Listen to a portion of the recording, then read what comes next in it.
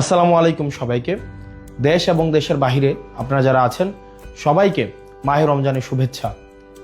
রমজান আমাদের মাঝে প্রত্যেক বছর আসে আত্মশুদ্ধির উপলক্ষ নিয়ে।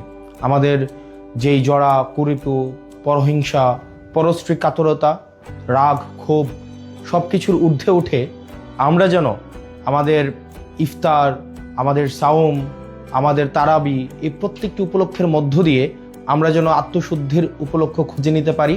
আল্লাহ আমাদের সেই তৌফিক দান করুক এবং সবাই যেন আমরা এই পরিশুদ্ধির মধ্য দিয়ে আমরা যেতে পারি এবং আমরা তাকওয়া অর্জন করতে পারি।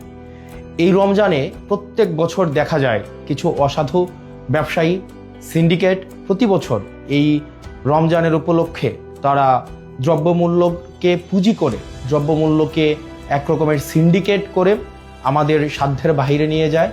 আমাদের জনগণের যেই সাধ্যমূল্যের বাহিরে এই আমাদের নিত্য প্রয়োজনীয় যে বিষয়গুলো রয়েছে, ছোলা, মুড়ি, তেল এবং নিত্য প্রয়োজনীয় যে বিষয়গুলো রয়েছে, তেল, গ্যাস, এই প্রত্যেকটি বিষয়কে দেখা যায় সিন্ডিকেট করে সাধারণ জনগণের সাধ্যের মধ্যে, সাধ্যের বাহিরে নিয়ে যায়।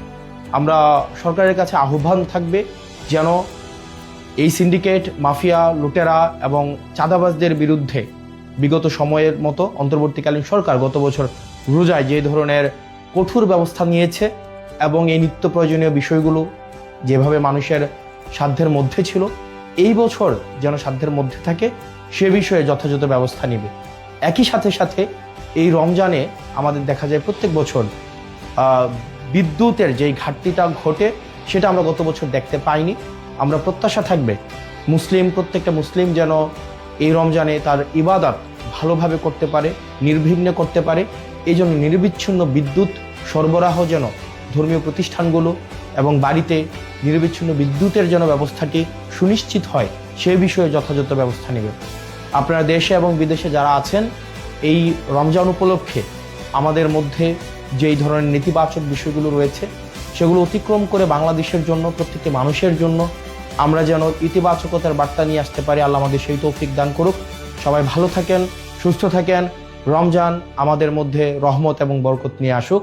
আসসালামু আলাইকুম ওয়া রাহমাতুল্লাহি ওয়া বারাকাতুহু।